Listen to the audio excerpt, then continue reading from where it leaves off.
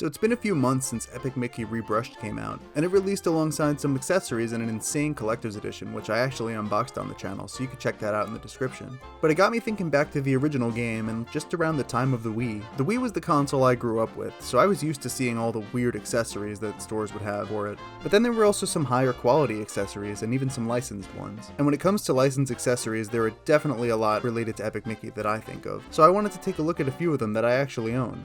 And before we start, if you're new to the channel and you like things Nintendo or gaming related, it would really help a lot if you'd leave a like and subscribe. It's the best way to help my channel grow and allow me to keep making videos like this, showing off things in my collection.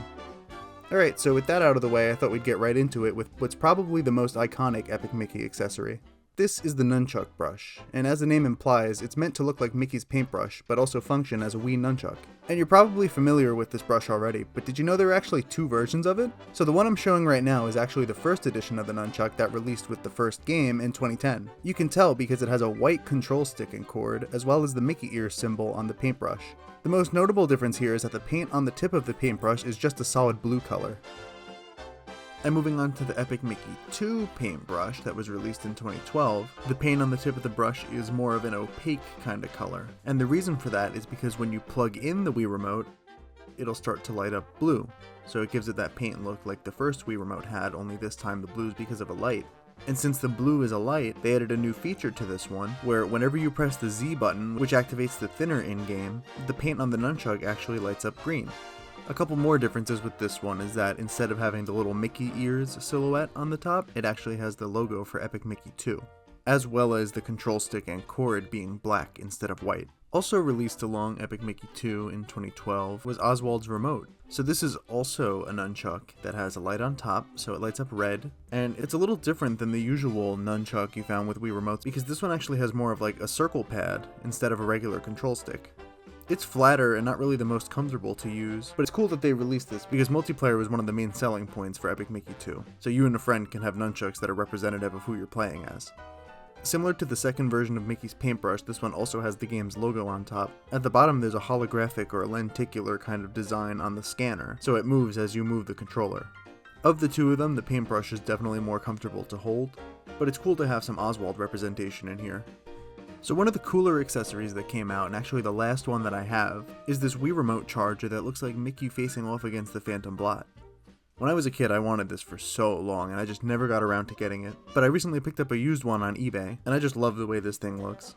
So it has a Mickey facing up against the Phantom Blot, and you're meant to put your Wii Remote in his hand, and while the Wii Remote's resting there, it charges. Now, I can't really show off what it looks like while it's charging, because the listing I bought this from didn't have the battery or the casing that you would need to go around the battery to make it charge, but when I plugged it in for a brief second, I was able to see the lights turn on. So here's a still frame of when that happened. So when the Wii Remote's charging, the eyes and the mouth on the Blot turn red, but when it's fully charged, they'll turn green. So this one actually has like a rubbery feel to it, and it's a little squishy. It's pretty cool for what it is, but honestly it just makes it a little bit harder to clean. I feel like this thing grabs dust pretty easily. The Mickey on here is also removable, but I'm not really brave enough to try that out myself. I'll take their word for it. I don't really know where else I'd put it. And what's also interesting about this Mickey is that he has the tan face that we see in more modern depictions, while in the game he has his classic white face. Just a cool little detail. So this next item isn't an accessory, but it's actually the game itself. It's the original collector's edition of Epic Mickey that released on the Wii. This was actually the first collector's edition of a game I owned, so it's pretty special to me, and this is actually my original copy. In addition to having the game itself, this also came with a DVD that has the making of Epic Mickey on it.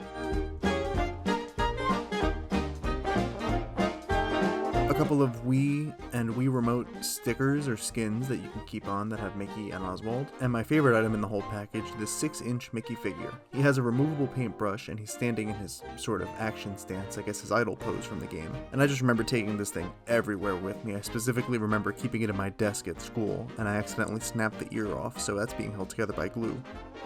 But yeah, this is a pretty cool collector's edition, even by today's standards, especially since it wasn't much more expensive than the regular edition.